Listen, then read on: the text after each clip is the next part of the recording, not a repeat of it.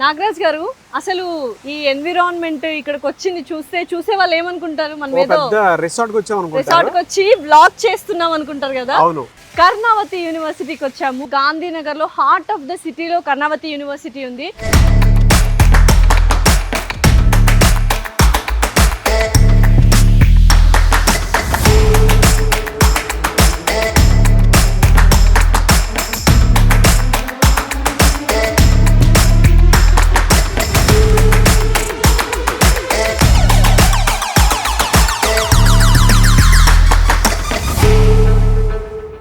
NAC A+ accreditation అసలు ఎందుకు ఇస్తారు అంటే, ఈ హాస్టల్స్ కానీ, ఫెసిలిటీస్ కానీ, ల్యాబ్స్ కానీ, ఇన్ఫ్రాస్ట్రక్చర్, ఫ్యాకల్టీ, ఇలా ప్రతి ఒక్కటి అంటే ప్లేస్మెంట్స్, ఇండస్ట్రియల్ ఎక్స్పోజర్, ఇవన్నీ చూసి వాళ్ళు ఒక పెద్దగా ఏమంటారు చిట్టా రాసుకొని చెక్ లిస్ట్ పెట్టుకొని బాగుంది అనుకున్నప్పుడే NAC A+ అక్రిడేషన్ ఇస్తారు.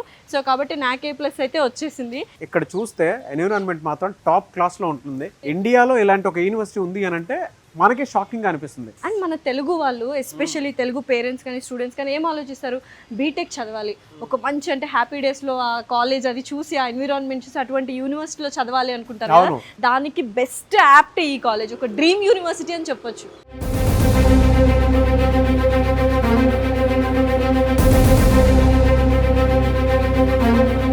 ఒక మంచి బడ్జెట్లో అంటే మిడిల్ క్లాస్ ఉండేటువంటి పేరెంట్స్ ఎవరైతే ఉంటారో, మా పిల్లల్ని చదివించడానికి బెస్ట్ యూనివర్సిటీ ఏదైనా ఉంది అనుకుంటే మాత్రం మీరు ఇక్కడ మీ పిల్లల్ని జాయిన్ చేయించి చదివించవచ్చు.